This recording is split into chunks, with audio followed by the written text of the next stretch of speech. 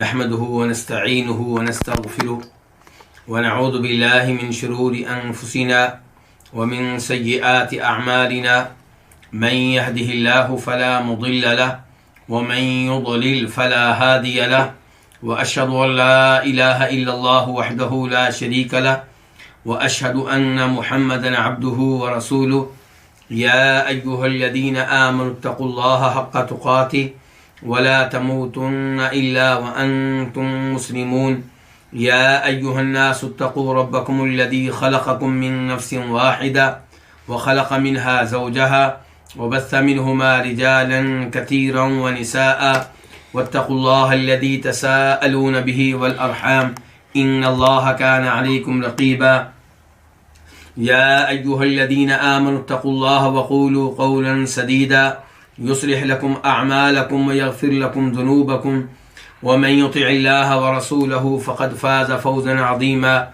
أما بعد فإن خير الحديث كتاب الله وخير الهدي هدي محمد صلى الله عليه وسلم وشر الأمور محدثاتها وكل محدثة بدعة وكل بدعة ضلالة وكل ضلالة في النار.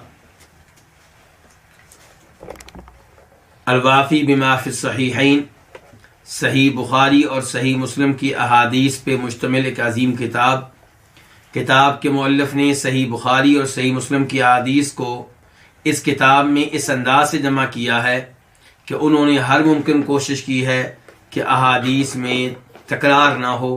جو حدیث ایک دفعہ ذکر ہو جائے دوبارہ اسے ذکر نہ کیا جائے. کتاب کے مؤلف نے کتاب کو 10 مقاصد میں تقسیم کیا ہے.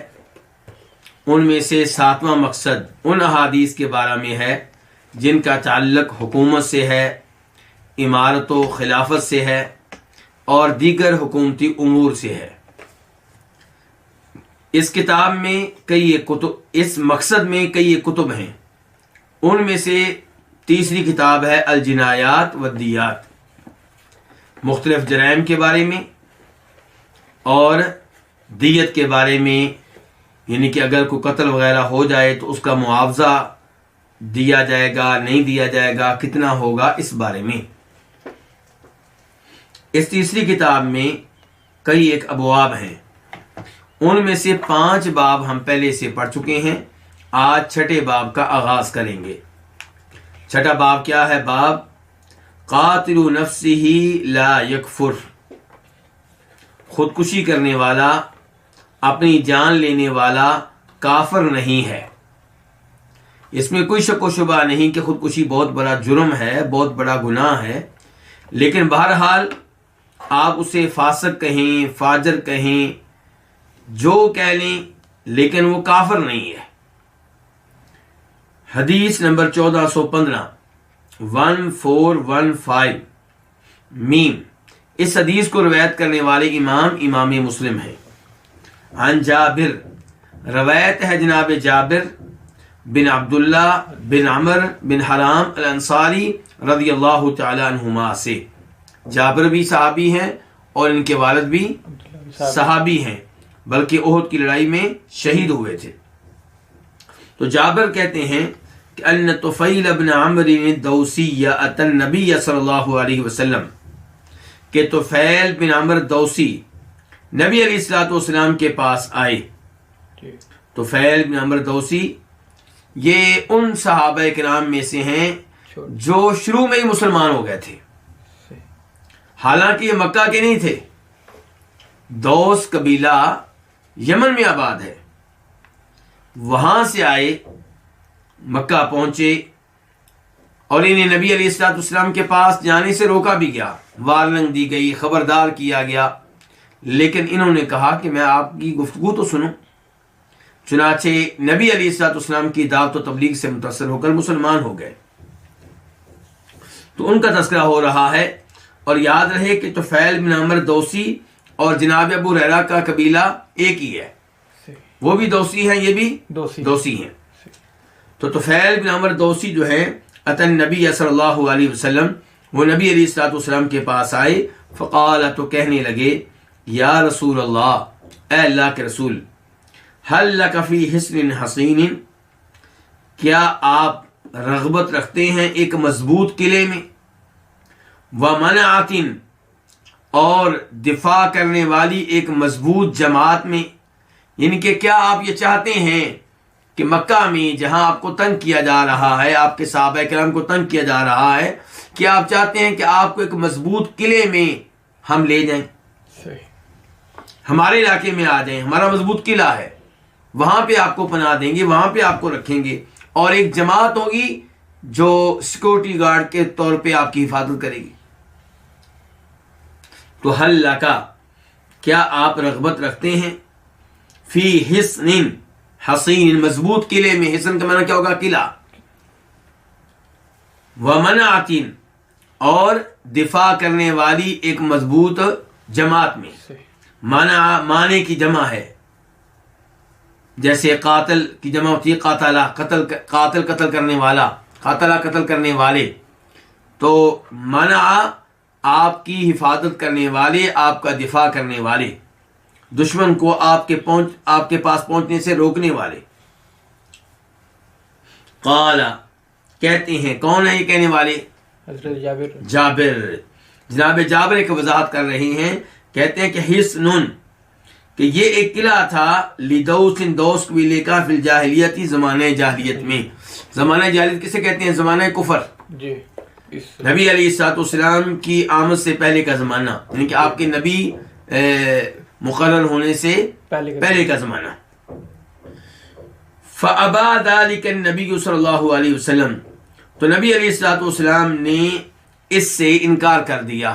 کس سے؟ قلعے میں جانے سے، یعنی کہ طفیل بن عمرو دوسی کی دعوت قبول کرنے سے انکار۔ اور ان کے پاس چلے جانے سے آپ نے انکار کر دیا۔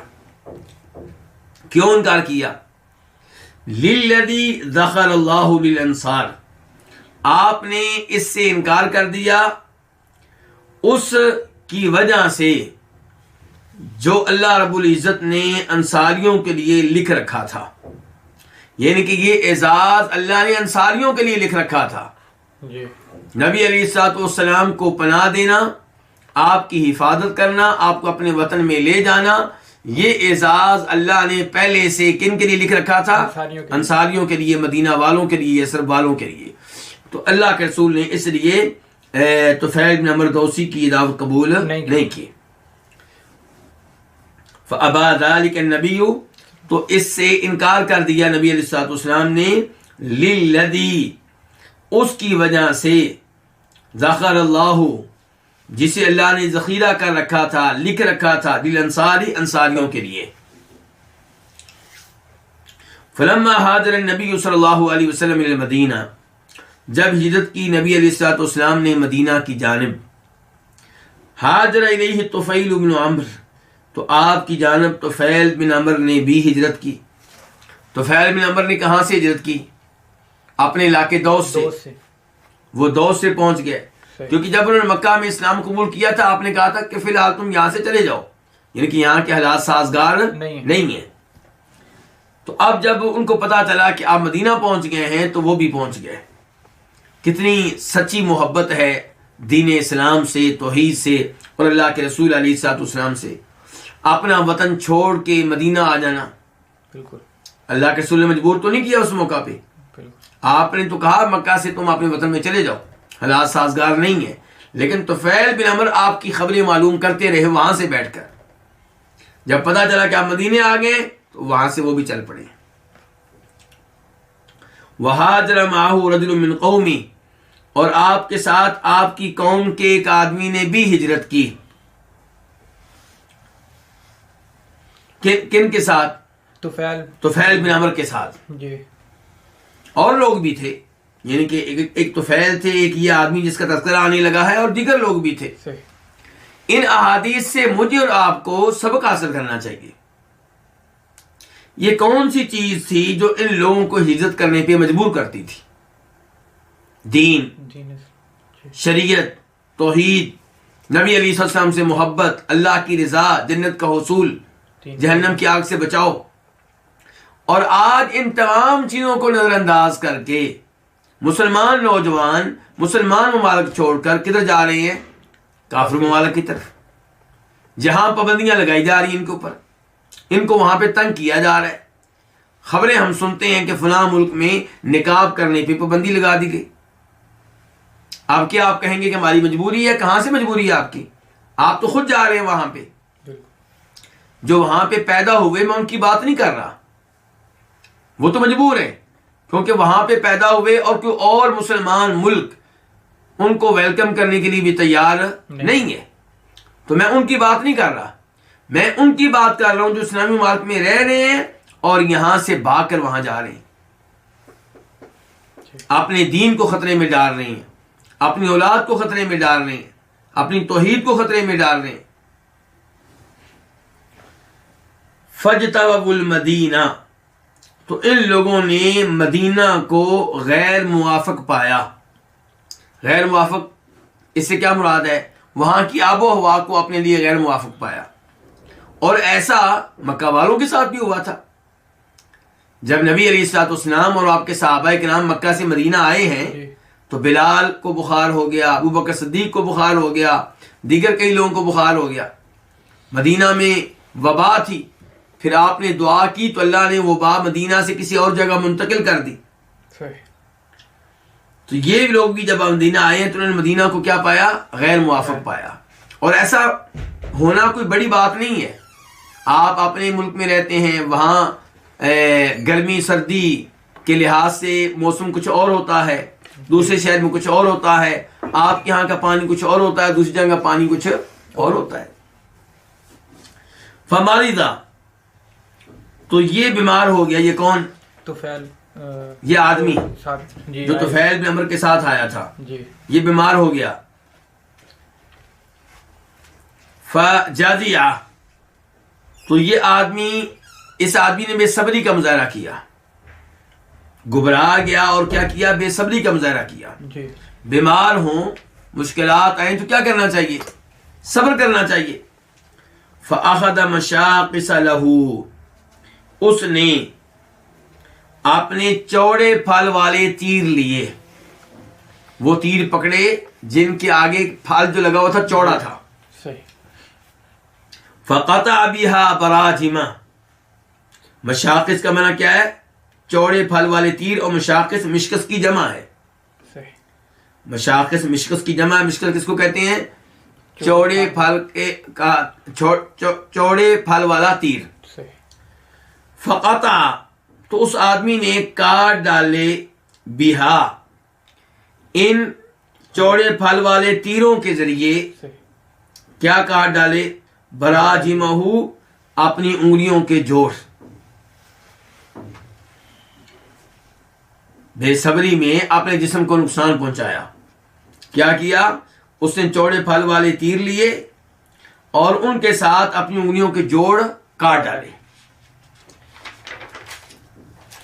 فشخبت یداہ، تو اس کے ہاتھ بہنے لگے. کس چیز سے؟ خون سے. اس کے ہاتھوں سے خون بہنے لگا. حتی ماتا، یہاں تک کہ فوت ہو گیا. اب اس نے کیا کی ہے؟ خودکشی کی ہے. فرآہ طفیل بن عمرو فی منامی، تو اسے طفیل بن عمر نے اپنے خواب میں دیکھا. فرآہ وہیئتہ حسنہ، طفیل نے اسے دیکھا اس حال میں کہ اس کی حالت حسنہ کیا تھی؟ اچھی تھی، عمدہ حالت میں تھا. ورآہ، اور طفیل نے اسے دیکھا کہ مغطیا یدیہ، کہ وہ اپنے ہاتھوں کو ڈھانکے ہوئے ہے. فقال لہ، تو طفیل نے اس سے کہا ما صنع بک ربک، تمہارے رب نے تمہارے ساتھ کیا کیا؟ تمہارے رب نے تمہارے ساتھ کیا سلوک کیا ہے؟ تمہیں کیا بدلہ ملا ہے؟ فقال، تو وہ کہنے لگا، کون؟ طفیل بن عمر، جس نے خودکشی، ہاں خودکشی کرنے والا آدمی کہنے لگا غفر علی، میرے اللہ نے مجھے معاف کر دیا ہے. ان کے گناہ تو میں نے بہت بڑا کیا تھا، جرم تو میرا بہت بڑا ہے، لیکن میرے اللہ نے مجھے معاف کر دیا. کیوں؟ بہجرتی الی نبیہ صلی اللہ علیہ وسلم،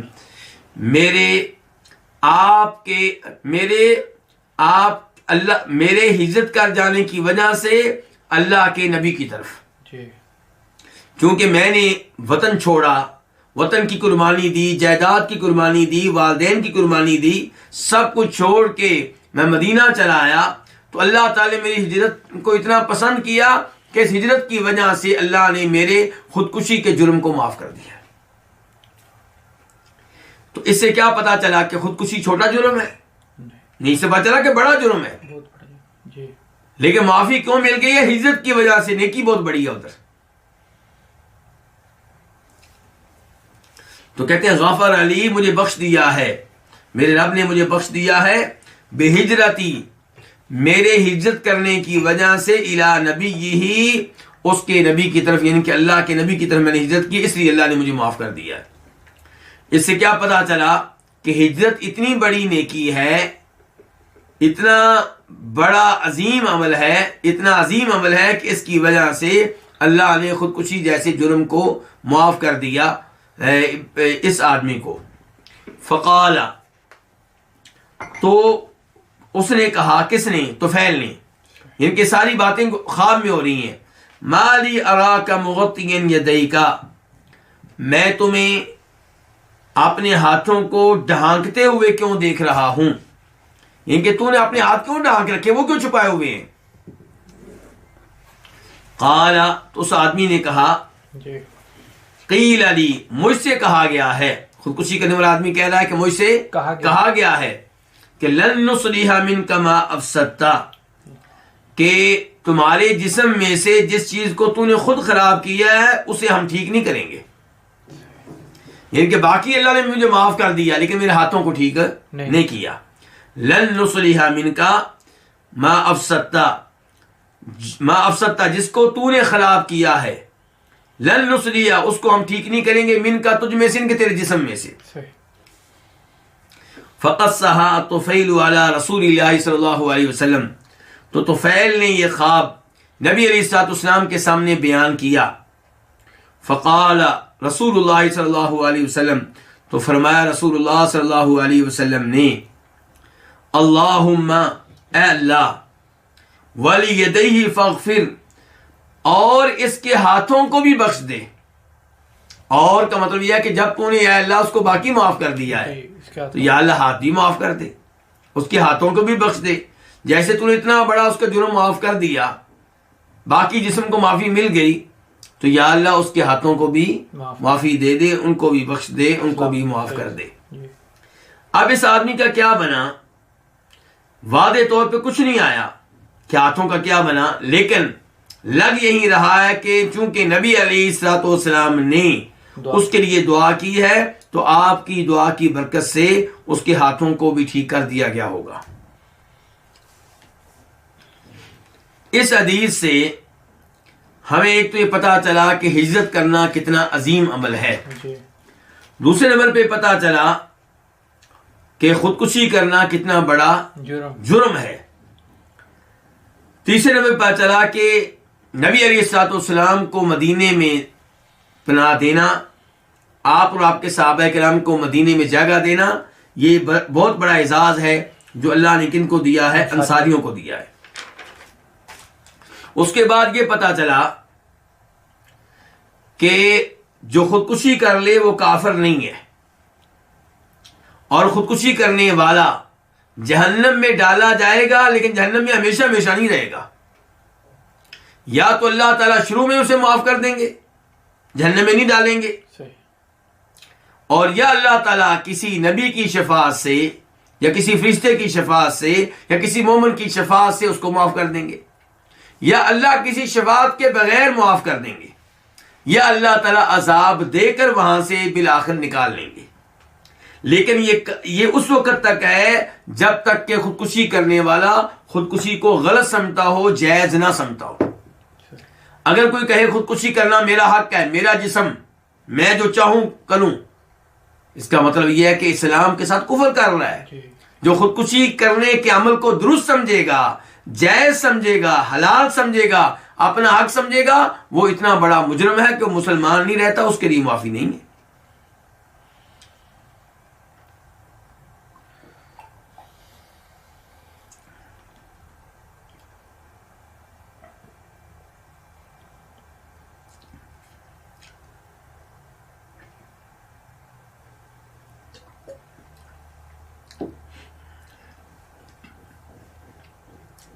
یہ حدیث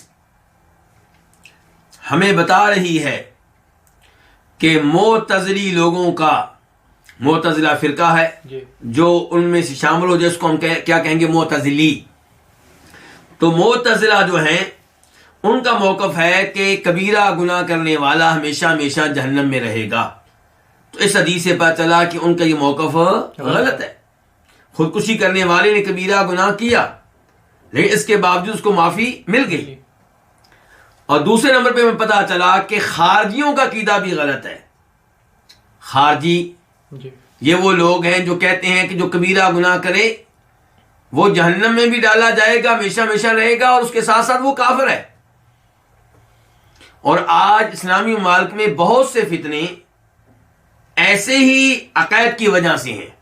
مسلمانوں میں ایسے لوگ پائے جاتے ہیں جو بہت متقی ہیں، پرہیزگار ہیں، نیک ہیں، ہمیں ان کی نیکی پہ اعتراض نہیں ہے، لیکن علم کی کمی ہے. علم کی کمی کی وجہ سے وہ ہر کبیرہ گناہ کرنے والے کو کافر سمجھنا شروع ہو جاتے ہیں. پھر ان کو مسلمان ممالک میں مسلمان کافر نظر آتے ہیں، مسلمان فوجیں کافر نظر آتی ہیں، مسلمان پولیس ان کو کافر نظر آتی ہے. پھر وہ بازاروں میں بم دھماکے کرتے ہیں، وہ فوجوں پہ بم حملے کرتے ہیں، پولیس والوں پہ بم حملے کرتے ہیں، اور ان کی وجہ سے یعنی کہ بہت سے اسلامی ممالک میں بہت سے مسائل پیدا ہو گئے. ابھی کل پرسوں آپ نے یہ خبر سنی ہوگی یا کلپ دیکھا ہوگا کہ مسجد حرام کعبہ میں ایسی سوچ رکھنے والا ایک آدمی خنجر یا چھری لے کر مسجد حرام میں پھر رہا تھا، گھوم رہا تھا، نعرے لگا رہا تھا. اس کو پھر اللہ کے فضل و کرم سے سعودی پولیس نے پکڑ لیا. تو اللہ تعالیٰ ایسے لوگوں کو ہدایت دے.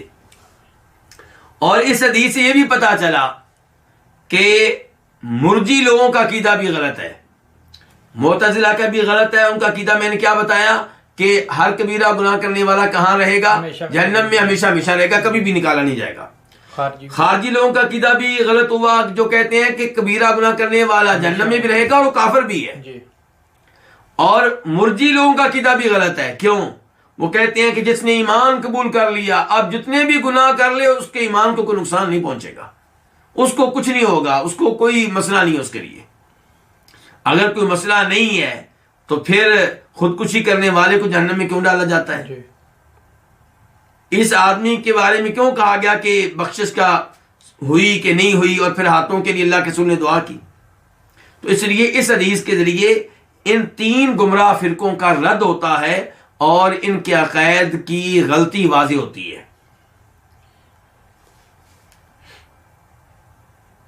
امام نووی رحمہ اللہ فرماتے ہیں، یہاں پہ ان کا قول میں آپ کے سامنے رکھوں گا، وہ کہتے ہیں کہ یہ حدیث دلیل ہے اہل سنت کے بہت بڑے اصول کی. اور وہ اصول کیا ہے؟ کہ جو اپنے آپ کو قتل کرے یعنی کہ خودکشی کرے، یا کوئی اور کبیرہ گناہ ہو جس کا ارتکاب کرے اور توبہ کے بغیر فوت ہو جائے تو وہ کافر نہیں ہے، وہ کافر نہیں ہے. اور اس کے بارے میں نام لے کر یہ کہنا کہ جہنمی ہے غلط ہوگا. یعنی کہ عام طور پہ تو ہم کہیں گے خودکشی کرنے والا کہاں جائے گا؟ جہنم میں جائے گا. لیکن ہمارے سامنے کسی نے خودکشی کی، مثال کے طور پہ اس کا نام ہے اسماعیل، تو ہم کہیں گے اسماعیل جہنمی ہے کیونکہ اس نے خودکشی کی. اللہ کے رسول نے فرمایا تھا یہ غلط ہے، کیونکہ اللہ کئی دفعہ معاف کر دیتے ہیں. کسی کی اتنی بڑی کوئی نیکی ہوتی ہے جس کی وجہ سے معافی مل جاتی ہے. تو اس لیے امام نووی کہہ رہے ہیں کہ نام لے کر ہم کسی خودکشی کرنے والے کے بارے میں، کبیرہ گناہوں پہ فوت ہو جانے والے کے بارے میں نہیں کہیں گے کہ جہنم میں گیا ہے یا جائے گا، بلکہ ہم کہیں گے کہ اللہ تعالیٰ کی مشیت کے تحت ہے، کبیرہ گناہ یہ کرتا رہا، اب اللہ کی مرضی ہے کہ اس سے کیا سلوک کریں، اس کو معاف کر دیں گے، اس کو سزا دیں. تو معاملہ اللہ کی عدالت میں ہے.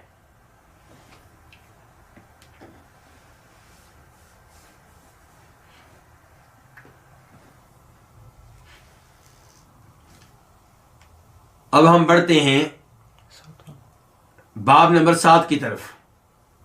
باب القصاص فی النفس والمماثلۃ فیہ. کہ انسانی جان میں کیا ہوگا؟ قصاص ہوگا. جی جب کوئی انسان کو انسانی جان کو قتل کر دے تو اس سے قصاص لیا جائے گا، قتل کے بدلے میں قتل ہوگا. نفس بالنفس. جی ہاں، نفس بالنفس. والمماثلۃ فیہ، اور اس میں برابری ہوگی. جی اس میں کیا ہوگی؟ برابری ہوگی. برابری ہوگی. اس سے مراد یہ ہے کہ جیسے قتل کیا تھا ویسے ہی قتل. ویسے ہی قاتل کو قتل کیا جائے گا. جیسے اس نے قتل کیا تھا کسی کو، جی حکومت اس قاتل کو ویسے ہی قتل کرے گی جیسے اس نے کسی کو قتل کیا تھا. وہی طریقہ اختیار کیا جائے گا. صحیح. حدیث نمبر 416 1416 قاف. اس حدیث کی روایت کرنے پہ اتفاق ہے کس کس کا؟ امام بخاری کا.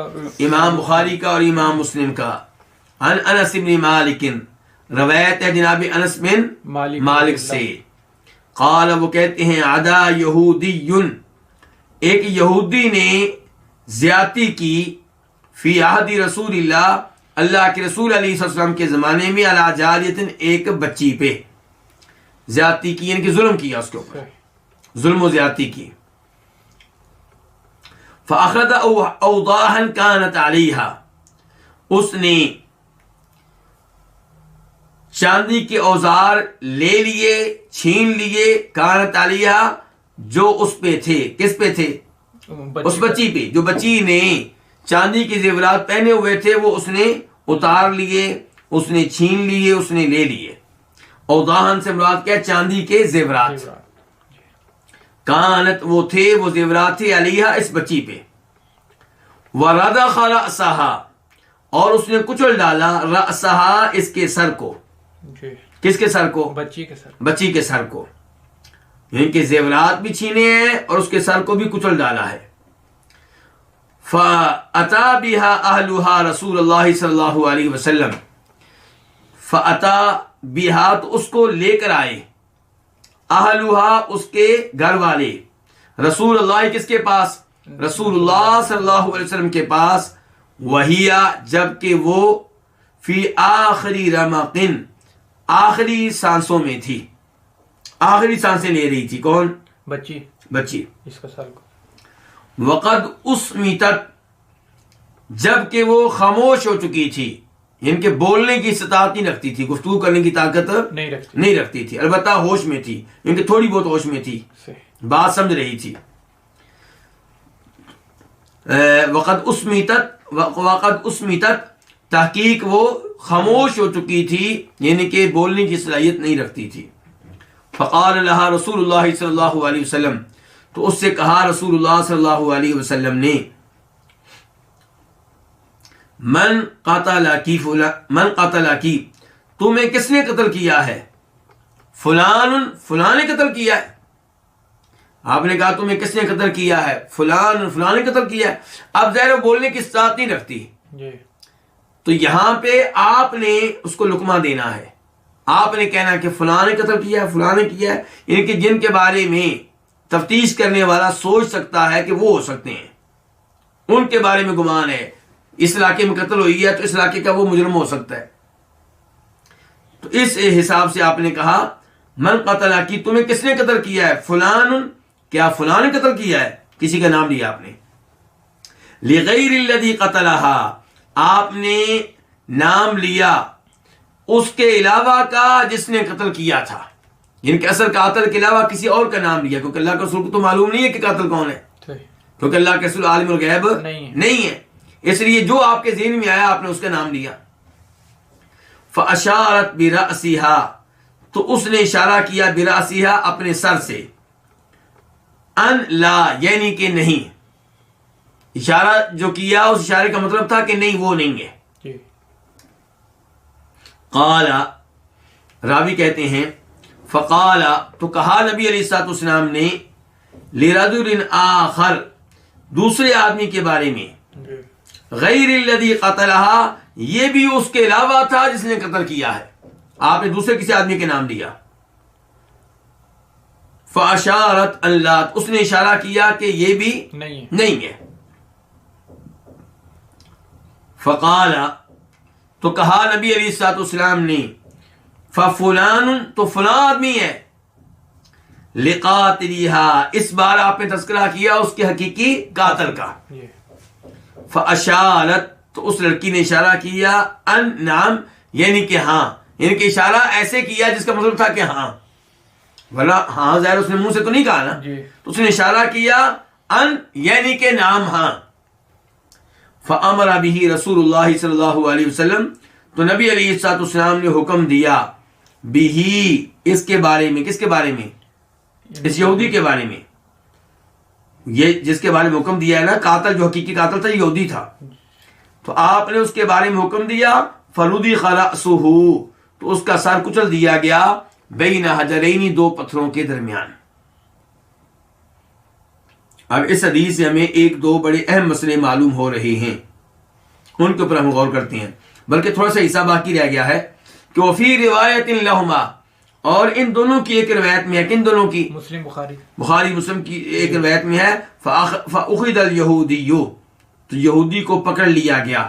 جی فاعترف، تو اس نے اعتراف کیا. کر لیا، وہ مان گیا کہ میں نے قتل کیا تھا. اب یہاں پہ پہلا ہمارا مسئلہ کیا ہے کہ قاتل کو کیسے قتل کیا جائے گا. پہلا سوال کیا ہے، قاتل کو کیسے قتل کیا جائے گا.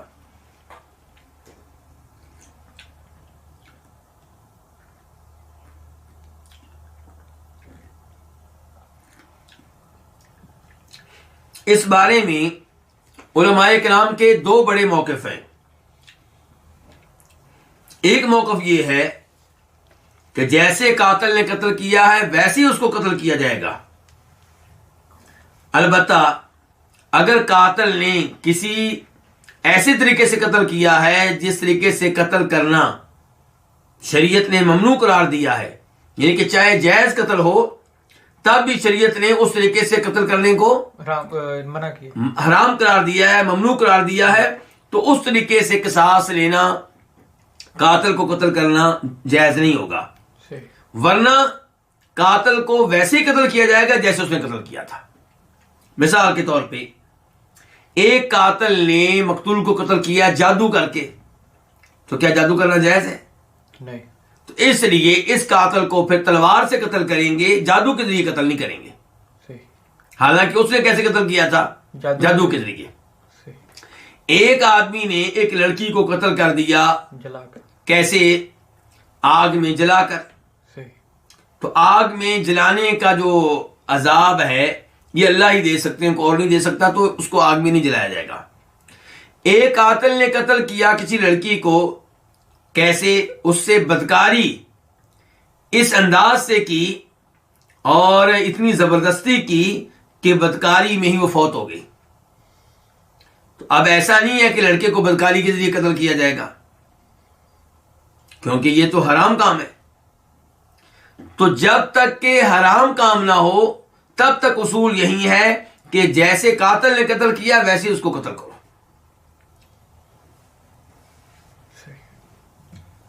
یہ موقف کن کا ہے؟ یہ موقف اپنانے والے مالکی لوگ ہیں، امام مالک کو ماننے والے. شافی لوگ ہیں، امام شافی کو ماننے والے. اور امام احمد بن حنبل سے بھی ایک قول یہی ہے، ایک روایت یہی ہے. امام احمد بن حنبل سے کئی دفعہ ایک مسئلے میں دو دو روایتیں ہوتی ہیں، دو دو فتوے ہوتی ہیں. تو ایک فتویٰ ان سے یہی آیا ہے کہ قاتل کو ویسے ہی قتل کرو جیسے اس نے قتل کیا ہے. اور ان علماء کرام کی دلیل کیا ہے؟ یہی حدیث جو بھی ہم نے پڑھی ہے. کیا یہاں پہ قاتل کو تلوار سے قتل کیا گیا ہے؟ نہیں. جیسے اس نے لڑکی کو قتل کیا تھا پتھروں کے درمیان اس کے سر کو کچل کر، ویسے اللہ کے رسول نے حکم دیا کہ اس کے سر کو پتھروں کے درمیان کچل کر قتل کیا جائے. دوسرے نمبر پہ اللہ تعالیٰ فرماتے ہیں قرآن حکیم میں فَمَنِ اعْتَدَىٰ عَلَيْكُمْ فَاعْتَدُوا عَلَيْهِ بِمِثْلِ مَا اعْتَدَىٰ عَلَيْكُمْ، جو تمہارے اوپر ظلم و زیادتی کرے تم اس پہ ویسی ظلم و زیادتی کرو جیسے اس نے تمہارے اوپر کی ہے. دوسرا موقف ہے حنفی علماء کرام کا، اور امام احمد سے ایک روایت یہ بھی ہے جو حنفی علماء کرام کے مطابق ہے. وہ کیا؟ وہ یہ کہ قاتل کو ہمیشہ تلوار سے قتل کیا جائے گا، وہ جیسے بھی قتل کریے.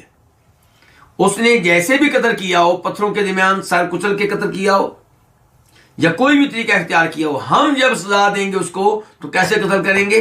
تلوار کے ذریعے۔ یہ موقف کن کا ہے؟ حنفی علماء کرام کا۔ جی تو راجح موقف کیا ہے، درست موقف کیا ہے کہ جیسے قاتل نے قتل کیا ہے بالکل ویسے اس کو قتل کیا جائے، الا یہ کہ وہ طریقہ قتل جو قاتل نے اختیار کیا تھا وہ شریعت میں حرام ہو یا اس طریقے سے قتل کرنا ممکن نہ ہو۔ جی صحیح۔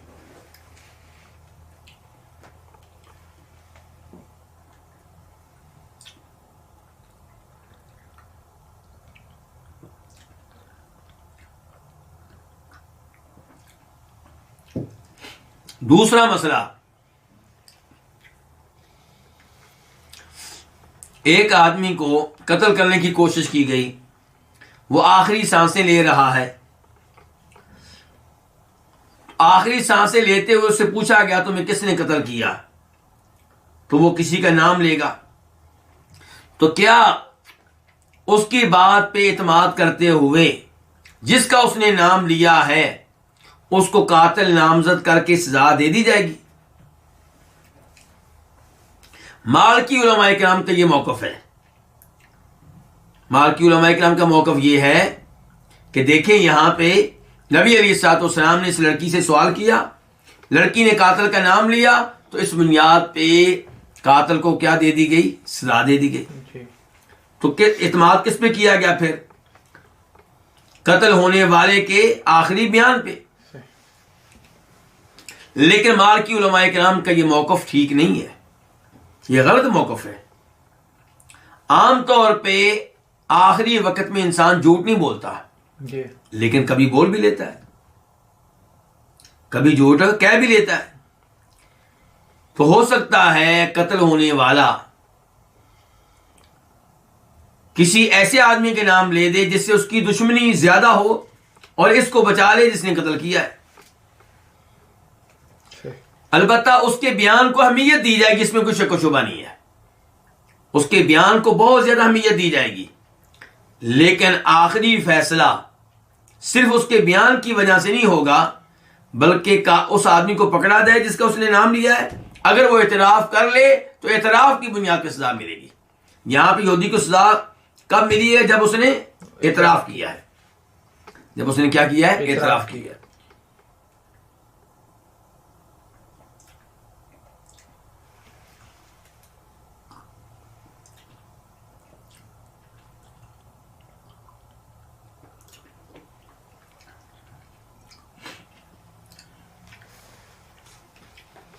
باب نمبر 8، باب القصاص فی الاسنان، دانتوں کے معاملے میں قصاص، جی دانتوں کے معاملے میں بدلہ، یعنی کہ اگر کوئی کسی کا دانت توڑ دے تو اس میں قصاص اور اس میں بدلہ۔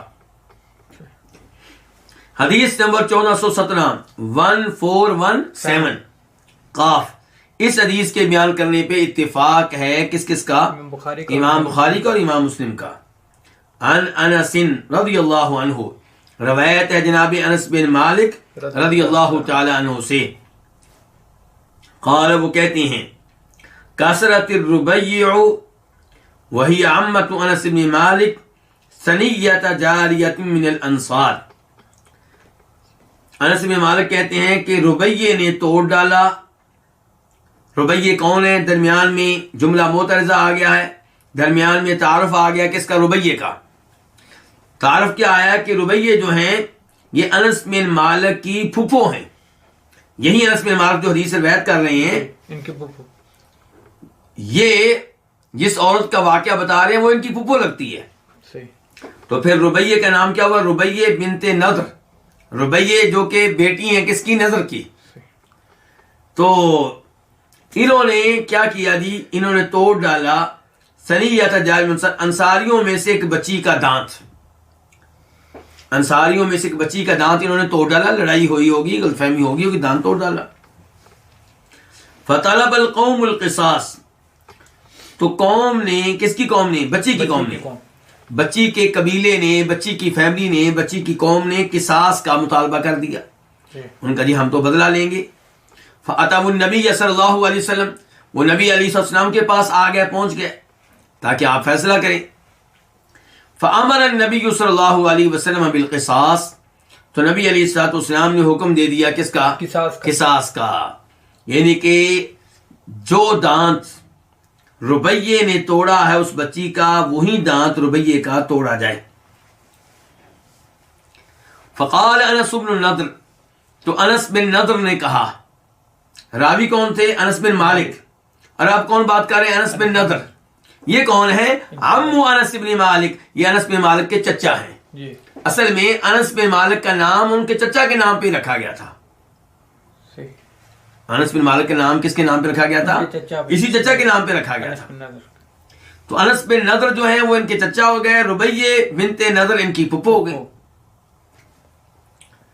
تو انس بن نضر نے کہا، اور کیا کہا؟ یہ سننے سے پہلے یہ جان لیں کہ انس بن نضر ہیں کون، ان کا مقام و مرتبہ کیا ہے. یہ وہ ہیں جو احد کی لڑائی میں شہید ہوئے تھے، اور بدر کی لڑائی میں ان کو شرکت کا موقع نہیں ملا تھا. انہوں نے اللہ کے رسول علیہ الصلوۃ والسلام سے کہا تھا، اللہ کے رسول، آپ اور کافروں کے مابین پہلا باقاعدہ مال کا ہوا لڑائی ہوئی، اس میں مجھے شرکت کا موقع نہیں مل سکا. اللہ کی قسم اگر اب کبھی جنگ ہوئی تو اللہ دیکھے گا کہ پھر میں کیا کروں گا. لیکن دیکھے گا کون؟ اللہ. یہ نہیں کہا دنیا دیکھے گی، اللہ اکبر. کیا کہا؟ اللہ دیکھے گا کہ میں کیا کرتا ہوں. احد کی لڑائی میں دشمن کا خوب مقابلہ کیا، اللہ کے دشمنوں کے اوپر خوب حملے کیے، اور شہید ہوئے. تو ان کے جسم پہ کتنے زخم تھے؟ 80. اللہ اکبر. 80 زخم تھے، کوئی تلوار کا، کوئی نیزے کا، کوئی تیر کا. اور زخموں کی کثرت کی وجہ سے ان کو پہچاننا ممکن نہیں تھا. پھر پہچانا تو کس نے؟ ان کی اسی بہن ربیہ نے. جی. کس سے؟ انگلی کے ایک پور سے. انگلی کے پور سے پہچانا کہ یہ میرا بھائی ہے. تو یہ ہے انس بن نضر. ان کی جو بات کرنے لگے ہیں وہ بات سننے سے پہلے ان کا تعارف سن لیں کہ ہیں کون. تو یہ انس بن نضر وہ ہیں، اور ان کے بارے میں یہ آیت بھی نازل ہوئی، من المؤمنین رجال صدقوا اللہ ما عاہدوا علیہ. من المؤمنین رجال صدقوا اللہ ما عاہدوا علیہ. جی. کہ مومنوں میں سے کئی مرد ایسے ہیں جنہوں نے اللہ سے کیے ہوئے عہد کو پورا کر کے دکھا دیا. تو یہ ہیں انس بن نضر. تو جب اللہ کے رسول نے کہا ان کی بہن کے بارے میں کہ ان کے ابھی دانت توڑا جائے اور بدلہ لیا جائے، تو انہوں نے کہا، لا واللہ، نہیں، اللہ کی قسم، لا تکسر سنها یا رسول اللہ، اللہ کی قسم اس کا دانت نہیں توڑا جائے گا اللہ کے رسول. اب ان الفاظ کو اس کے دو معنی ہو سکتے ہیں. ایک معنی کیا کہ انس بن نضر آگے سے ڈٹ گئے جی کہ یہ ہم یہ کام نہیں کرنے دیں گے، اور یہ تو بہت بڑی جرأت ہے، بہت بڑی جسارت ہے، اللہ کے رسول کے سامنے یہ کہنا کہ کام نہیں ہو سکے گا. تو یہ ممکن نہیں ہے اس انس بن نضر سے جی بالکل جو شہید ہیں، جن کے بارے میں قرآن نازل ہوا ہے اور جن کے کئی ایک اعزازات ہیں. دوسرا معنی اس بات کا کیا بنے گا کہ وہ کہنا چاہتے ہیں اللہ کی قسم یہ نوبت ہی نہیں آئے گی. اللہ کے رسول آپ نے تو فیصلہ سنا دیا شریعت کے مطابق سر آنکھوں پہ، لیکن انشاءاللہ اس کی نوبت نہیں آئے گی. کیوں؟ یعنی کہ وہ مان جائیں گے، ہم زور لگائیں گے وہ مان جائیں گے، اللہ ان کے دل میں رحم ڈالے گا انشاءاللہ. یعنی کہ ان کو یقین ہے اللہ کے اوپر، اللہ کے اوپر یقین ہے کہ اللہ اس بات کی نوبت آنے نہیں دے گا. یہ مطلب ہے، اور یہی مطلب صحیح ہے. تو انس بن نضر کہتے ہیں، لا واللہ، نہیں اللہ کی قسم، لا تکسر سنها یا رسول اللہ، اے اللہ کے رسول اس کا دانت نہیں توڑا جائے گا. جن کا اللہ کے ساتھ مضبوط تعلق ہو، جو اللہ کے ساتھ سرگوشیاں کرتے ہوں نماز میں تہجد کے ٹائم، ان کو اپنے رب پہ یقین ہوتا ہے. فقال رسول اللہ صلی اللہ علیہ وسلم، تو اللہ کے رسول علیہ وسلم نے فرمایا، یا انس، اے انس، کتاب اللہ القصاص، اے انس اللہ کی کتاب تو یہی کہہ رہی ہے کہ قصاص ہوگا. قرآن کیا کہہ رہا ہے؟ قصاص ہوگا. کتاب اللہ کہہ کہ میں نہیں بھی ہو سکتا کہ اللہ کا حکم جو ہے وہ قصاص ہے. اس بارے میں وہ آیت ہے نا سورہ مائدہ کی وَالسِّنُّ بسن وَكَتَبْنَا عَلَيْهِمْ فِيهَا أَنَّ النَّفْسَ بِالنَّفْسِ، اور آگے تک ہے وَالسِّنَّ بِالسِّنِّ، کہ دانت کے بدلے میں دانت. چونکہ انس بن نضر نے کہا تھا اللہ کی قسم میری بہن کا دانت نہیں توڑا جائے گا، تو ویسے ہی ہوا جیسے انہوں نے کہا تھا. تو فرمایا نبی علیہ السلام نے اللہ کے بندوں میں سے کچھ ایسے ہیں، سب نہیں، جو اللہ کو قسم دے دیں تو اللہ ان کی قسم کو پورا کرتا ہے. یہاں پہ چھوٹا سا ایک سوال ہے کہ اگر کوئی بھائی اللہ کی قسم دے دے تو کیا ہم پہ واجب ہے کہ ہم اس کی قسم کو پورا کریں؟ مثال کے طور پہ مجھ سے کوئی کہتا ہے اللہ کی قسم دے کر کہ آپ مجھے اپنی گاڑی دے دیں، آپ کو اللہ کی قسم ہے کہ آپ مجھے گاڑی دیں، تو کیا میرے اوپر واجب ہے کہ میں اس کی قسم کو پورا کروں؟ نہیں، بالکل واجب نہیں ہے. لیکن بہتر یہ ہے کہ میں اس کی قسم پوری کرنے کے معاملے میں تعاون کروں اگر ممکن ہو. اب یہ کوئی کھیل تماشا تو نہیں ہے کہ اللہ کا نام استعمال کر کے اللہ کی قسم دے کے گاڑی لے لی جائے. ہاں اگر کوئی ہلکی پھلکی چیز ہے اور یا وہ بہت زیادہ مجبور ہے، مثال کے طور پہ گاڑی کی بجائے وہ مطالبہ کرتا ہے کہ آپ میرا علاج کروائیں، میں آپ کو اللہ کی قسم دے کے کہتا ہوں میرے کوئی یعنی کہ ذریعہ نہیں ہے علاج کا، تو یہاں پہ قسم پوری کرنے کے بارے میں کوشش کرنی چاہیے. لیکن اس کی قسم کو پورا کرنا ہم پہ واجب نہیں ہے. اس کے بعد باب نمبر 9، باب القسامۃ و حکم المرتدین. یہ باب ہے قسامہ کے بارے میں اور مرتدین کے حکم کے بارے میں. مرتدین مرتد کی جمع، یعنی کہ جو مرتد ہو جائیں، دین اسلام ترک کر کے کوئی اور دین اختیار کر لیں، ان کا کیا حکم ہے، اس بارے میں یہ باب ہے. تو اس باب میں دو چیزیں ہیں اور دونوں یعنی کہ بڑے موضوع ہیں، ایک قسامہ اور ایک مرتدین کا حکم. قسامہ کس کو کہتے ہیں؟ دعوی قتل میں قسموں کا جو تکرار ہے اس کو قسامہ کہتے ہیں، یا آپ کہہ سکتے ہیں اجتماعی قسمیں. مراد کیا ہے اس سے میں آپ کو سمجھاتا ہوں.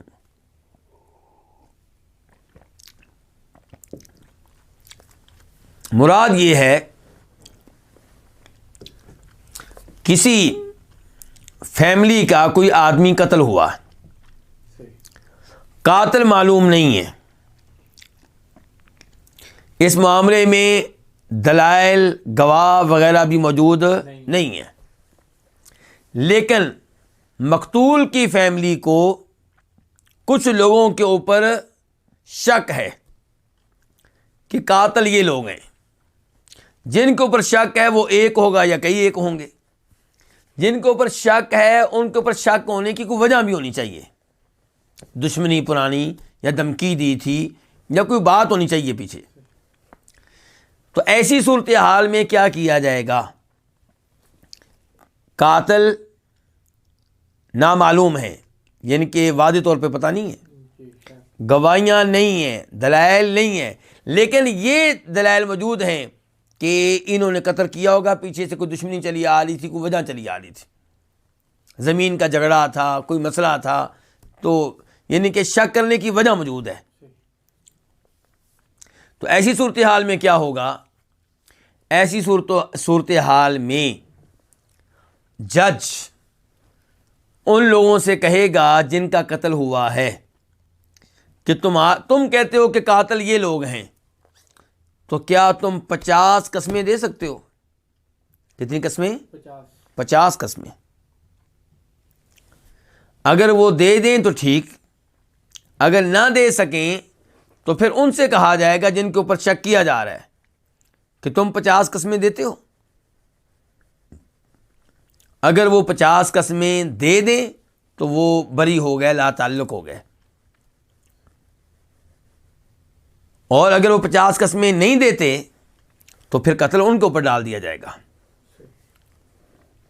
تو یہ ہے قسامہ، یعنی کہ یہ عام ان کے فیصلہ کرنے کے عام اصولوں سے ہٹ کر ہے کہ گواہ نہیں ہے، صرف قسموں کی بنیاد پہ فیصلہ ہو رہا ہے، تو اس کو اس لیے قسامہ قسم سے ہے، اس کو قسامہ کہتے ہیں۔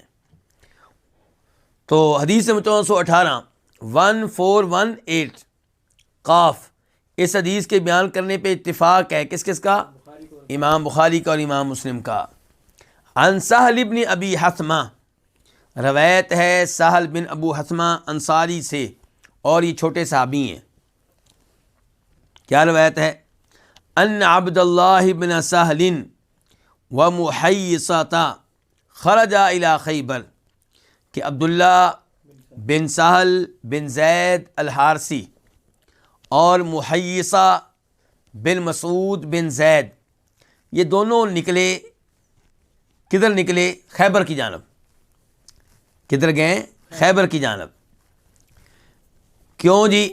من جہدن، اس تنگ دستی کی وجہ سے، اس فقر و فاقہ کی وجہ سے، اصابہم، جو ان پہ پہنچا، ان پہ آیا، جس میں وہ مبتلا ہوئے، یعنی کہ انتہائی فقر و فاقے کی وجہ سے، تنگ دستی کی وجہ سے، حالات خراب ہونے کی وجہ سے یہ خیبر کی جانب گئے کہ ادھر کوئی کاروبار کرتے ہیں، کچھ رزق تلاش کرتے ہیں۔ فأخبر محیصہ، تو محیصہ کو بتایا گیا کہ ان عبد اللہ قتل، کہ عبداللہ تو قتل کر دیا گیا ہے۔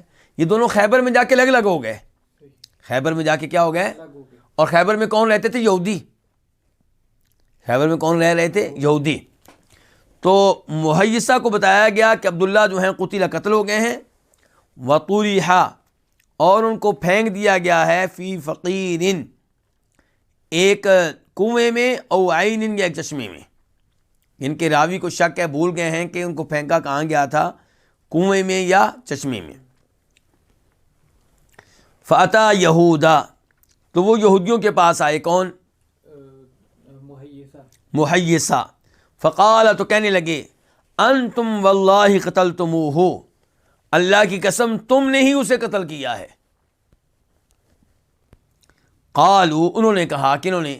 یہودیوں نے، ما قتلناہ واللہ، ہم نے اسے قتل نہیں کیا اللہ کی قسم۔ ثم اقبلا، پھر یہ آئے، کون؟ محیصہ آ گئے، یعنی کہ مدینہ آ گئے، حتی قدم علی قومہ، یہاں تک کہ اپنی قوم کے پاس آئے۔ فذکر لہم، تو ان سے تذکرہ کیا، کس کا؟ اس قتل کا، اس واقعے کا۔ فاقبل ہوا واخوہ ہویصہ، تو آئے وہ اور ان کے بھائی ہویصہ، پہلے کیا تھے؟ محیصہ، تو وہ اور ان کے بھائی ہویصہ آئے، وہو اکبر منہ، اور یہ ان سے بڑے تھے۔ یہ کون؟ یہ ہویصہ۔ یہ ہویصہ جو ہیں یہ محیصہ سے بڑے ہیں، ان کے جو بھائی گئے تھے خیبر وہ چھوٹے ہیں، جو مدینہ میں موجود تھے ہویصہ وہ بڑے تھے۔ تو اللہ کے رسول کے پاس اقبال ہوا، یہ آئے محیصہ اور ان کے بھائی ہویصہ، اور وہ ان سے بڑے تھے۔ اور تیسرے نمبر پہ کون آئے؟ وہ عبد الرحمن بن سہل، عبد الرحمن بن سہل آئے۔ عبد الرحمن بن سہل کس کے بھائی ہیں؟ مقتول کے، عبداللہ بن سہل۔ مقتول کون تھے؟ عبداللہ بن سہل، اور یہ ان کے بھائی عبد الرحمن بن سہل۔ اور محیصہ اور ہویصہ یہ بھی دو بھائی ہیں آپس میں۔ فذهب ليتكلم، تو وہ گفتگو کرنے لگے، کون؟ محیصہ۔ کون گفتگو کرنے لگے؟ کس کے ساتھ؟ اللہ کے رسول سے، یعنی کہ اس موضوع پہ گفتگو کا آغاز کس نے کیا؟ محیصہ نے۔ فذهب ليتكلم، تو وہ گفتگو کرنے لگے، وهو الذي كان بخیبر، اور وہی خیبر میں تھے۔ محیصہ نے گفتگو اس لیے کی کہ خیبر میں گیا تھا، اللہ کے رسول میں ایسے گیا۔ فقال النبی صلی اللہ علیہ وسلم لمحیصہ، تو نبی علیہ الصلوۃ والسلام نے محیصہ سے کہا، کبر، کیا مطلب؟ بڑے کو آگے کرو، بڑے کو بات کرنے دو۔ ٹھیک ہے تم گئے تھے لیکن تم عمر میں چھوٹے ہو، تمہارا بڑا بھائی ہے وہ بات کرے۔ تو کہا کبر، بڑے کو بات کرنے دو، بڑے کو بات کرنے دو۔ یرید السن، آپ مراد لے رہے تھے سنہ عمر، ان کی عمر کے لحاظ سے جو بڑا ہے اس کو بات کرنے دو. فتکلم ہویسا، چنانچہ گفتگو پھر کس نے کی؟ ہویسا نے. ثم تکلم مہیسا، اس کے بعد گفتگو کی کس نے؟ مہیسا نے. آپ نے دونوں کی بات سنی ہے، لیکن آپ چاہتے تھے پہلے گفتگو کون کرے؟ بڑا. فقال رسول اللہ صلی اللہ علیہ وسلم، تو فرمایا رسول اللہ صلی اللہ علیہ وسلم نے، اما ان یدو صاحبکم، یا وہ دیت دیں تمہارے صاحب کی، تمہارے مقتول کی. کون دیت دیں؟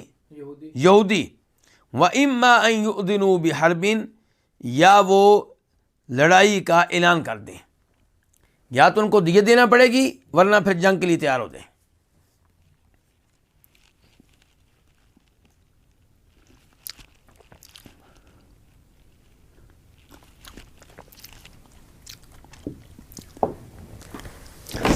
کیونکہ قتل کن کے علاقے میں ہوا تھا؟ یہودیوں کے علاقے میں. ٹھیک ہے، مسلمانوں کو یہ نہیں پتا کہ ان میں سے قاتل کون ہے، لیکن ان کے علاقے میں قتل ہوا ہے، قاتل انہی میں سے کوئی ہے.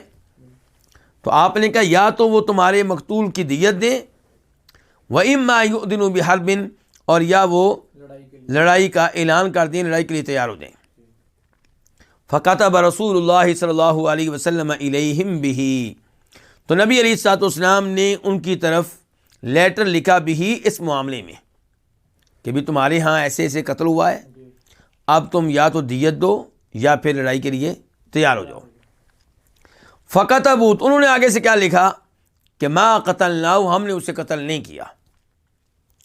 فقال رسول اللہ صلی اللہ علیہ وسلم لِهُوَيْسَةَ وعبد الرحمن، تو رسول اللہ صلی اللہ علیہ وسلم نے ہویسہ اور عبد الرحمن سے کہا. ہویسہ کون سے ہیں؟ بڑے بھائی جو مدینہ میں تھے، اور عبد الرحمن مقتول کے بھائی. ان دونوں سے کہا اتحلفون، کیا تم لوگ قسمیں اٹھاؤ گے؟ وتستحقون دم صاحبکم، اور تم اپنے مقتول کے خون کے حقدار بن جاؤ گے. کیا تم 50 قسمیں کھانے کے لیے تیار ہو؟ تم 50 قسمیں کھاؤ تو ٹھیک ہے، میں تمہیں یہودیوں سے دیت لے کر دیتا ہوں. تم میں سے کتنے لوگ قسمیں اٹھائیں؟ 50. اب 50 آدمیوں قسمیں اٹھانا کوئی آسان کام نہیں ہے. 50 آدمی تیار ہوتے ہیں اللہ کے نام لے کے قسمیں اٹھانا.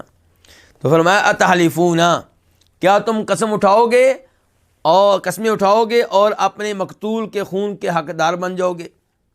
فقالوا لا، انہوں نے کہا نہیں جی، یہ کام تو ہم نہیں کر سکتے. کیوں؟ دیگر روایات میں وضاحت ہے، انہوں نے کہا یہ اللہ کے رسول ہم وہاں موجود ہی نہیں تھے، قسمیں ہم کیسے دے سکتے ہیں؟ لیکن ہمیں یقین ہے کہ قاتل یہی ہیں، لیکن آنکھوں سے دیکھا نہیں، اس لیے قسم نہیں دے سکتے. قال، تو آپ نے کہا افتحلف لکم یہود، تو کیا پھر تمہارے لیے یہودی قسمیں اٹھائیں؟ یعنی کہ اگر تم قسمیں اٹھانے کے لیے تیار نہیں ہو تو پھر یہودیوں کے خلاف تم نے دعویٰ دائر کیا ہے، تو میں یہودیوں سے کہتا ہوں کہ یا تو وہ مان لیں، وہ تو نہیں مان لیں، وہ کہتے ہیں ہم نے قتل نہیں کیا، تو اگر وہ 50 قسمیں اٹھا لیں پھر تم مطمئن ہو جاؤ گے. قالوا، تو انہوں نے کہا، کنہوں نے؟ مقتول کے وارثوں نے، مہیسہ، ہویسہ، عبد الرحمن وغیرہ نے کہا لیسوا بمسلمین، یہ لوگ مسلمان ہی نہیں ہیں. کون؟ یہودی مسلمان نہیں ہیں، تو بس جھوٹی قسمیں اٹھا جائیں گے تو ان کی قسموں پہ کوئی اعتماد نہیں ہے. فوداہ رسول اللہ صلی اللہ علیہ وسلم من عنده، تو نبی علیہ السلام نے اس کی دیت دی. کس کی؟ مقتول کی. من عنده، اپنی طرف سے، یہودیوں سے لے کر نہیں. کتنی دیت دی؟ 100 ناقۃ، 100 اونٹنیاں.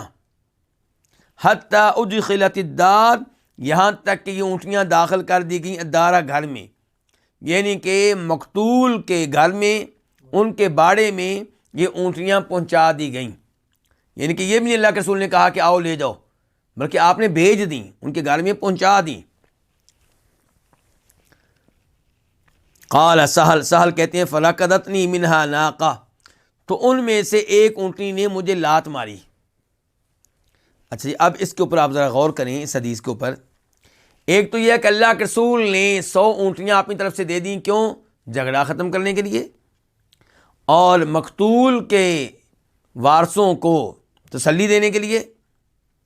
اس سے پتہ چلا کہ مسلمان حکومت کی ذمہ داری ہے کہ اگر کہیں پہ قتل ہوا ہے اور مقتول کے قاتل نہیں ملتے تو وہ بیت المال سے ان کی دیت ادا کرے. قاتل تلاش کرے حکومت، اگر نہیں کر سکی تو مقتول کے وارثوں کو بیت المال سے کیا دے؟ دیت دے، تاکہ ان کے غم کی کچھ نہ کچھ تلافی ہو سکے، کمی ہو سکے.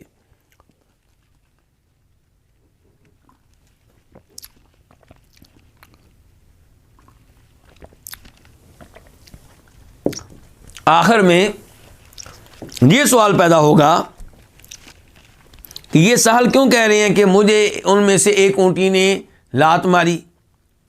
یہ میں بتانے کا کیا مقصد ہے جی؟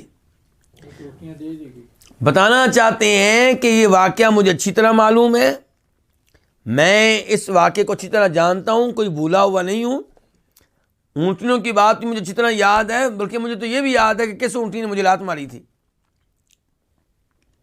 یعنی کہ ان الفاظ سے پتہ چلتا ہے کہ واقعہ بتانے والے، حدیث بتانے والے راوی جو ہیں انہوں نے واقعہ پوری امانت، دیانت اور تفصیلات کے ساتھ بتا دیا، اس میں کوئی غلطی نہیں کی ہے.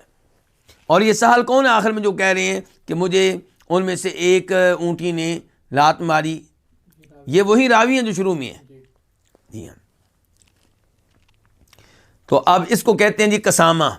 اب مجھے امید ہے کہ آپ قسامہ کو سمجھ گئے ہوں گے کہ جہاں پہ قاتل کیا ہوں نامعلوم، لیکن کسی پہ شک ہے اور شک کی کوئی وجہ بھی ہے. یہودیوں سے مسلمانوں کی دشمنی تھی تو شک کی کوئی وجہ بھی ہے. تو وہاں پہ کیا ہوگا کہ جو دعویٰ کرتے ہیں مقتول کے وارثوں میں سے کہ یہ لوگ ہمارے قاتل ہیں، ان کے 50 آدمی 50 قسمیں دیں. 50 قسمیں پوری کرنا بہت مشکل کام ہے، اور اگر یہ 50 قسمیں نہ دے سکیں تو پھر ان کو 50 قسموں کا موقع دیا جائے گا جن پہ شک کیا جا رہا ہے. اگر وہ قسمیں نہیں اٹھاتے تو پھر ان کو قاتل نامزد کر دیا جائے گا. چلیے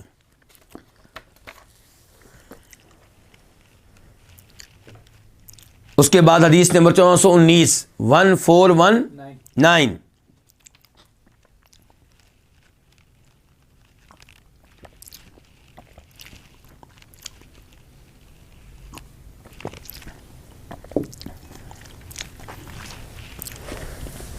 قاف. اس حدیث کے بیان کرنے پہ اتفاق ہے کس کس کا؟ امام بخاری کا اور امام مسلم کا. عن انس، روایت ہے جناب انس بن مالک رضی اللہ عنہ سے، قال، وہ کہتے ہیں قادم اناس من عقل او عرینا، کچھ لوگ آئے عقل قبیلے سے یا عرینا قبیلے سے. فاجتووا المدینہ، انہوں نے مدینہ کی آب و ہوا کو غیر موافق پایا. ان کو مدینہ کی آب و ہوا سازگار محسوس نہ، انہوں نے اپنے لیے مدینہ کی آب و ہوا کو سازگار محسوس نہیں کیا. مراد یہ کہ وہ بیمار وغیرہ رہنے لگے. فامرہم النبی صلی اللہ علیہ وسلم، تو نبی علیہ السلام نے ان کو حکم دیا بلقاح، دودھ والی اونٹنیوں کا. کیا مطلب؟ آپ نے حکم دیا کہ ہماری دودھ والی اونٹنیاں مدینہ سے باہر ایک چراگاہ میں موجود ہیں، وہاں پہ چلے جاؤ اور ان کا دودھ پیو. اور ساتھ ساتھ کیا پیو؟ یہ آگے آ رہا ہے وَأَن يَشْرَبُوا مِنْ أَبْوَالِهَا وَأَلْبَانِهَا، اور یہ کہ وہ پئیں ان کے پیشاب میں سے اور ان کے دودھ میں سے. ان کا پیشاب بھی پئیں، ان کا دودھ بھی. کن کا پیشاب، کن کا دودھ؟ اونٹنیوں کا.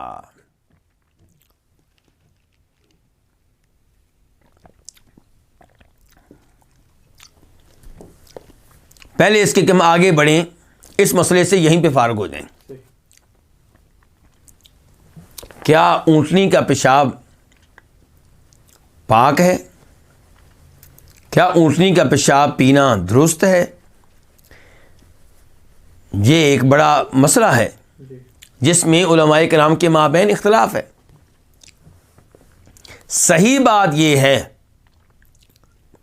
کہ ہر وہ جانور جس کا گوشت ہمارے لیے حلال ہے، اس کا پیشاب، اس کا گوبر وہ پاک ہے، ناپاک نہیں، ناپاک نہیں ہے، وہ پاک ہے۔ کیا مطلب؟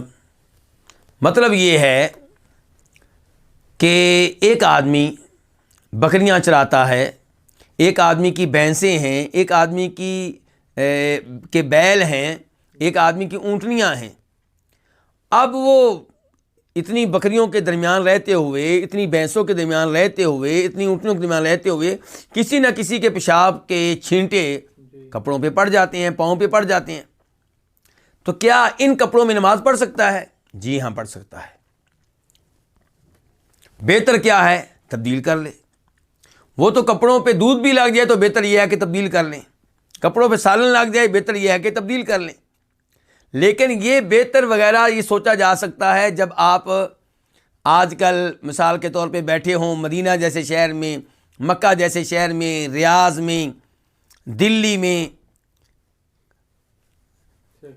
اسلام آباد میں، بڑے شہروں میں بیٹھے ہوں۔ لیکن جب کوئی آدمی گاؤں میں رہتا ہے اس کی صورتحال مختلف ہوتی ہے۔ وہاں آپ کو حقیقت پسند بننا پڑے گا۔ اس کے پاس نہ آپ کی طرح عالی شان واش روم ہیں، نہ واشنگ مشینیں ہیں، نہ دیگر سہولتیں ہیں۔ تو اس کو آپ وہ مسئلہ بتائیں جو بنتا ہے۔ آپ کا دل نہیں مانتا یہ اور چیز ہے۔ میں بھی کہتا ہوں کہ میرا دل نہیں مانتا کہ میں ایسے کپڑوں میں نماز پڑھوں جن کپڑوں پہ پیشاب لگا ہو، بکری کا، گائے کا، بھینس کا، اونٹنی کا، بلکہ سالن لگا ہو، بلکہ دودھ لگا ہو۔ میں پسند نہیں کروں گا۔ لیکن جو میں پسند نہیں کروں گا کیا وہ شریعت بن جائے گا؟ نہیں، شریعت وہ ہے جو احادیث میں آیا ہے۔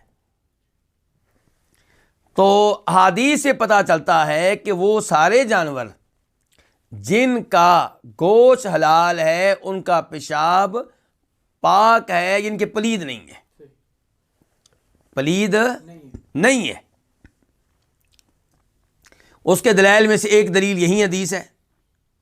آپ کیا سمجھتے ہیں کہ اللہ کے رسول علیہ السلام نے ان کو پلید شے پینے کا حکم دیا تھا؟ شریعت کا اصول تو یہ ہے کہ پلید چیزوں میں، حرام چیزوں میں شفا ہے ہی نہیں۔ شریعت کا اصول کیا ہے کہ حرام چیزوں میں اور پلید چیزوں میں شفا نہیں ہے۔ اور یہاں پہ آپ کہہ رہے ہیں کہ وہ جائیں اور اونٹنیوں کا پیشاب بھی پئیں اور دودھ بھی پئیں۔ تو اس سے پتہ چلا کہ پیشاب جو ہے وہ کیا ہے؟ پاک ہے، ناپاک نہیں ہے۔ دوسرے نمبر پہ آج کی سائنس مان رہی ہے کہ اونٹ کے دودھ اور اس کے پیشاب میں پیٹ کی بہت سی بیماریوں کا علاج ہے۔ تیسرے نمبر پہ نبی علیہ الصلوۃ والسلام نے کعبہ شریف کا طواف کیا اونٹ کے اوپر بیٹھ کر۔ اونٹ کے اوپر بیٹھ کر جب آپ طواف کر رہے تھے، مسجد حرام کے اندر اونٹ کو لے کر آئے ہیں، اب ظاہر ہے کہ وہ تو جانور ہے، وہ پیشاب بھی کرے گا، وہ لید بھی نکالے گا۔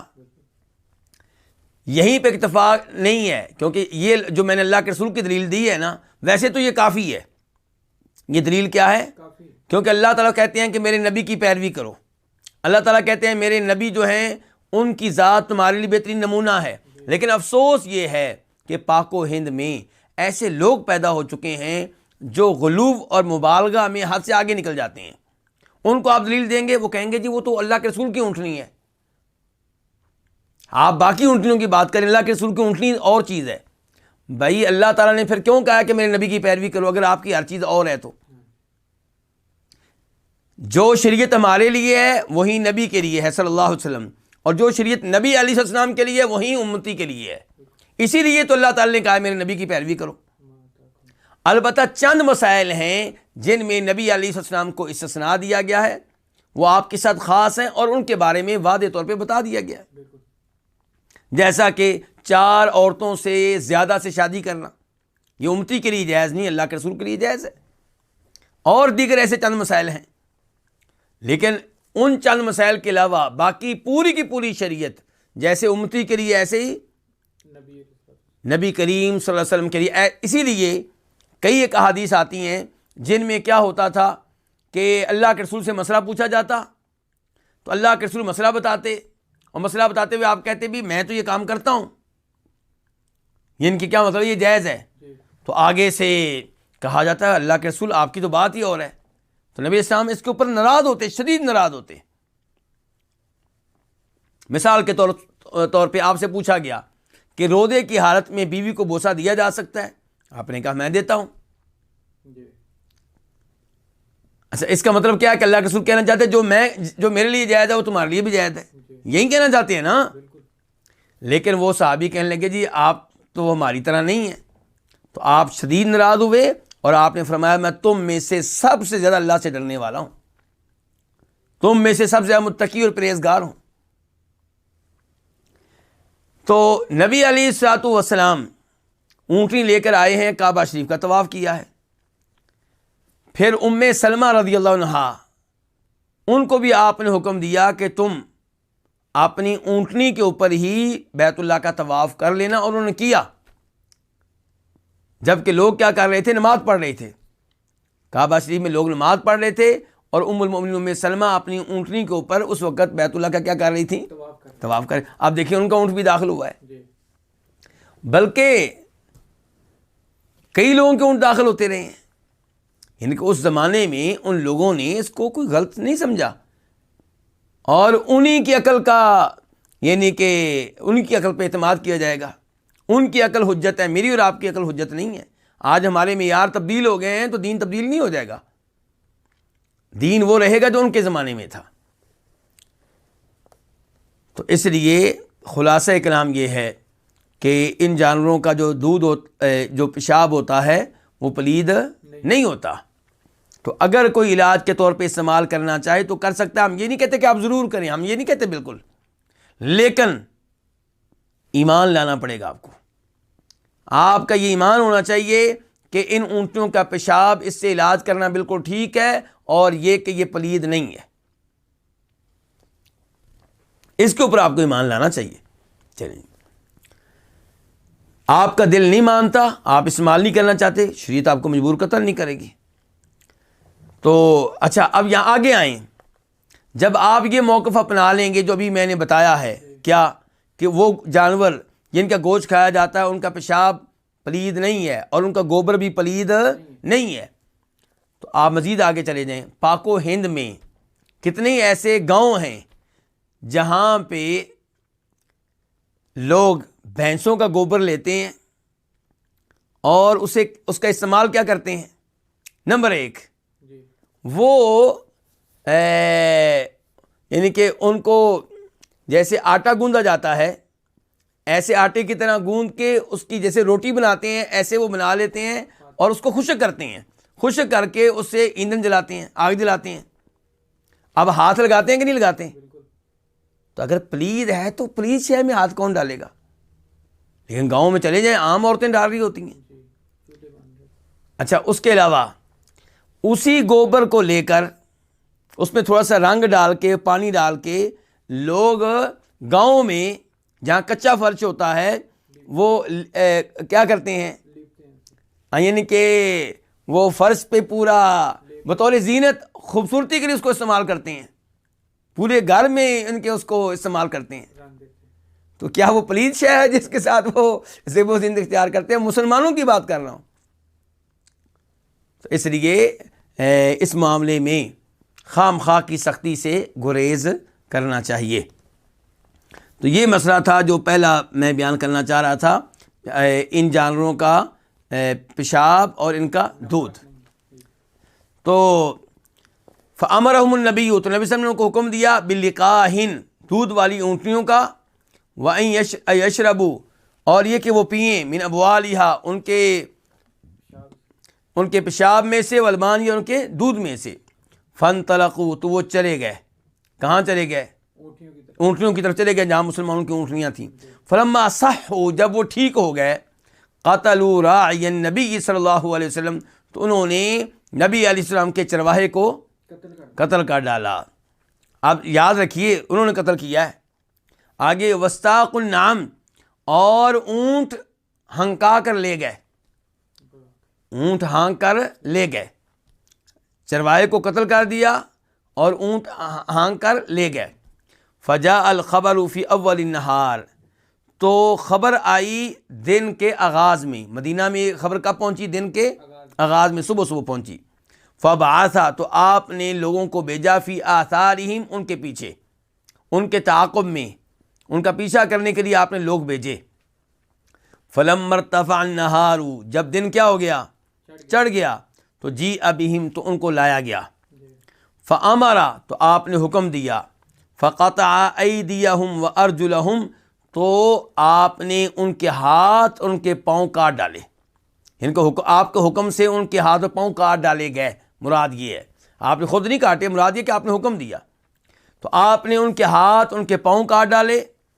وَسُمِرَتْ أَعْيُنُهُمْ، اور ان کی آنکھوں میں گرم سلائیاں پھیری گئیں، ان کی آنکھوں میں گرم سلائیاں پھیر کر ان کی آنکھیں پھوڑ دی گئیں۔ وَأُلْقُوا فِي الْحَرَّ، اور انہیں گرم پتھریلی زمین پہ پھینک دیا گیا۔ یستسقون، وہ پانی طلب کرتے تھے، فلا یسقون، تو ان کو پانی پلایا نہیں جاتا تھا۔ اب جن لوگوں نے یہ حدیث پہلی دفعہ پڑھی ہے وہ تو یہ سزائیں سن کے ویسے ہی پریشان ہو گئے ہوں گے، لیکن آگے سنیں۔ قال ابو قلابہ، ابو قلابہ کہتے ہیں، یہ محدث ہیں، یہ کہتے ہیں فہؤلاء سرقوا، ان کے جرائم دیکھیں، انہوں نے کیا کیا تھا۔ فہؤلاء سرقوا، انہوں نے چوری کی، ان کے اوپر نیکی کی گئی تھی نا، بیمار ہو گئے تھے تو کہا گیا تھا کہ ہمارے اونٹ ہیں وہاں پہ چلے جاؤ، دودھ وغیرہ پی لو، نیکی کا بدلہ کیا دیا انہوں نے؟ سرقوا، چوری کی، ان کی اونٹیاں لے گئے۔ وقتلوا، اور قتل کیا۔ وکفروا بعد ایمانہم، اور ایمان لانے کے بعد کافر ہو گئے، مرتد ہو گئے تھے، دین چھوڑ دیا تھا انہوں نے۔ وحاربوا اللہ ورسولہ، اور انہوں نے اللہ اور اللہ کے رسول سے اعلان جنگ کیا۔ اور یہ جو آنکھوں میں گرم سائیاں پھیری گئی ہیں، ان کے بارے میں مسلم شریف کی روایت ہے کہ انہوں نے نبی علیہ السلام کے چرواہے کی آنکھوں میں گرم سلائیاں پھیری تھی، جو کچھ انہوں نے کیا اسی کا ان کو بدلا دیا گیا۔ اب انسانی حقوق کی تنظیمیں شاید ان کو یہ حدیث پسند نہ آئے، لیکن یہی ہے انسانوں کے حقوق، اللہ کے رسول نے انسانی حقوق ادا کیے ہیں۔ اگر اس انداز سے ایسے مجرموں کو ایک دفعہ سزا دے دی جائے تو پورا شہر امن و امان کا گہوارہ بن جائے گا، پورے ریاض میں امن و امان ہو جائے گا، بلکہ پورے سعودیہ میں امن و امان ہو جائے گا، اور پورے کسی بھی اسلامی ملک کا نام لے لیں اس میں امن و امان ہو جائے گا۔ لیکن ہم کیا کر رہے ہیں؟ ہم انسانی حقوق کے نام پہ مجرم پال رہے ہیں، اور ان مجرموں کے پالنے کی وجہ سے مختلف شہروں میں ایسے گروپ بن چکے ہیں جو لوگوں کی عزتیں لوٹتے ہیں، ان کا مال لوٹتے ہیں، انہیں قتل کرتے ہیں، اور ظلم و زیادتی کی آخری حدوں کو کراس کر جاتے ہیں۔ اور وہ چونکہ گروپ ہوتا ہے، ظالم ہوتے ہیں، بعد میں ان سے انصاف لینا بھی ممکن نہیں رہتا، کیونکہ ان کا گروپ ہوتا ہے، پولیس سے ملے ہوئے ہوتے ہیں۔ اچھا، اب ان انسانی حقوق کے دعوے داروں کی وجہ سے گھر گھر میں عورتیں رات کو ڈرتی ہیں کہ چور نہ آ جائیں، ڈاکو نہ آ جائیں، بچے ڈرتے ہیں، گلیوں میں لوگوں کو ڈر لگتا ہے، جگہ جگہ ڈاکے پڑ رہے ہیں، عورتوں کی عزت لوٹی جا رہی ہے۔ ان انسانی حقوق کے دعوے داروں کو ان بچوں پہ، ان عورتوں پہ کوئی ترس نہیں آتا، ان کو ترس آتا ہے تو ان مجرموں پہ آتا ہے۔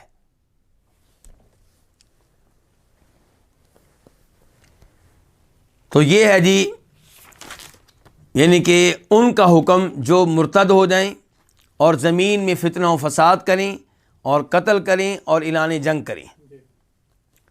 اس کے بعد حدیث نمبر 1420 1420 میم، اس حدیث کو روایت کرنے والے امام کون ہے؟ امام مسلم۔ عن ابی سلمہ بن عبد الرحمن، روایت ابو سلمہ بن عبد الرحمن بن عوف سے، اور سلیمان بن یسار، اور سلیمان بن یسار سے۔ سلیمان بن یسار کون ہے؟ مولا میمونہ، میمونہ کے آزاد کردہ غلام۔ میمونہ کون ہے؟ زوج النبی، نبی علیہ السلام کی وائف، ہماری ماں میمونہ کے آزاد کردہ غلام ہے کون؟ سلیمان بن یسار۔ اور ابو سلمہ کون ہے؟ ابو سلمہ عبد الرحمن بن عوف، عبد الرحمن بن عوف صحابی کے بیٹے ہیں۔ یہ دونوں روایت کرتے ہیں کس سے؟ عن رجل من اصحاب رسول اللہ صلی اللہ علیہ وسلم من الانصار، انصاریوں میں سے، نبی علیہ السلام کے صحابہ کرام میں سے ایک آدمی سے۔ اچھا، صحابی کے نام معلوم نہیں ہے، اگر صحابی کی بجائے نیچے کسی راوی کا نام غیر معلوم ہو تو اس روایت کو صحیح قرار دینا مشکل ہو جاتا ہے، وہ روایت مشکوک قرار پاتی ہے کہ ہمیں کیا پتہ جی وہ آدمی کون ہے، سچ بولنے والا تھا، جھوٹا تھا، گڑبڑ ہے۔ لیکن صحابی نامعلوم ہو تو کوئی مسئلہ نہیں، صحابی کا نام معلوم نہ ہو تو کوئی مسئلہ نہیں، کیونکہ سارے صحابہ کرام قابل اعتماد ہیں، سارے صحابہ کرام عادل ہیں، سارے صحابہ کرام احادیث بیان کرنے کے سلسلے میں شک و شبہ سے بالاتر ہیں۔ تو یہاں پہ صحابی کے نام معلوم نہیں ہے۔ ابو سلمہ بن عبد الرحمن، سلیمان بن یسار دونوں روایت کر رہے ہیں ایک آدمی سے جو نبی علیہ السلام کے صحابہ کرام میں سے ہیں، من انصاری اور انصاریوں میں سے ہیں۔ تو روایت کیا جی کہ ان رسول اللہ، کہ بے شک رسول اللہ صلی اللہ علیہ وسلم نے اقر القسامۃ، قسامہ کو برقرار رکھا، علی ما کانت علیہ فی الجاہلیہ، اسی شکل پہ، اسی حالت پہ جس پہ قسامہ تھی زمانہ جاہلیت میں۔ یعنی کہ قسامہ کا جو نظام ہے نا، اور قسامہ کے بارے میں گفتگو ہم پہلے کر چکے ہیں نا، تو قسامہ کا نظام جیسے پہلے سے چلا آ رہا تھا، نبی علیہ السلام نے ویسے ہی اس کو برقرار رکھا۔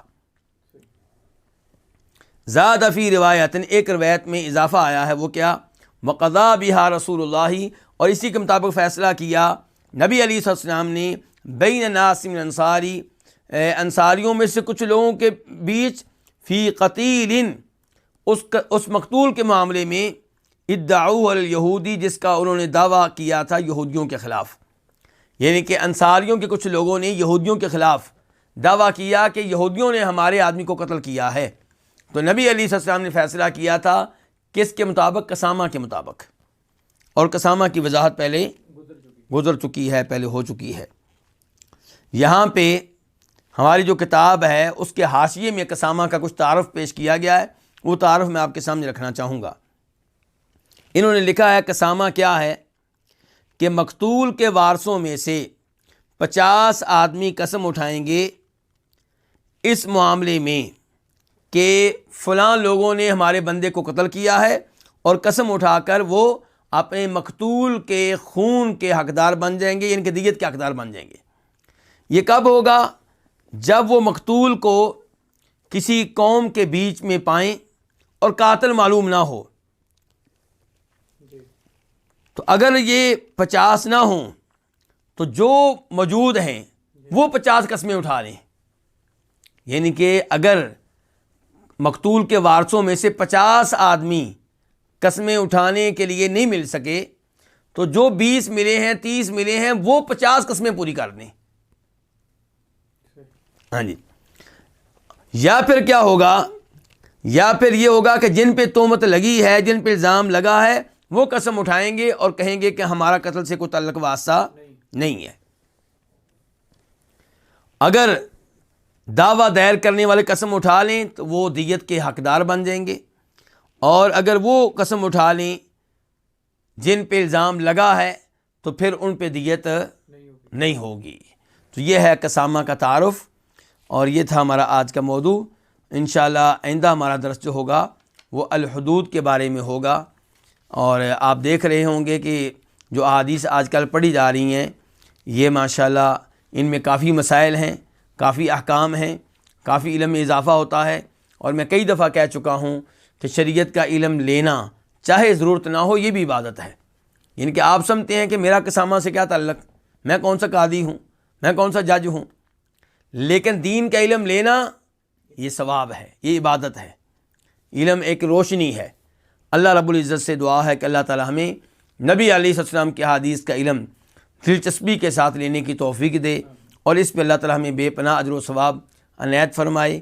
اللہ تعالی آپ سب کو جزائے خیر دیں کہ آپ اپنا قیمتی وقت دیتے ہیں۔ اللہ رب العزت آپ لوگوں کے وقت میں، آپ لوگوں کے رزق میں، آپ لوگوں کی اولاد میں برکتیں ڈالے، اور ہم سب کو اللہ تعالی احادیث کے ساتھ جوڑے رکھے، قرآن کے ساتھ جوڑے رکھے۔ انشاءاللہ رمضان کے مہینے میں قرآن کی تفسیر کا دورہ چلے گا، اور یہ پروگرام آپ کو انشاءاللہ آئندہ دنوں میں بتا دیا جائے گا۔ وآخر دعوانا الحمدللہ رب العالمین۔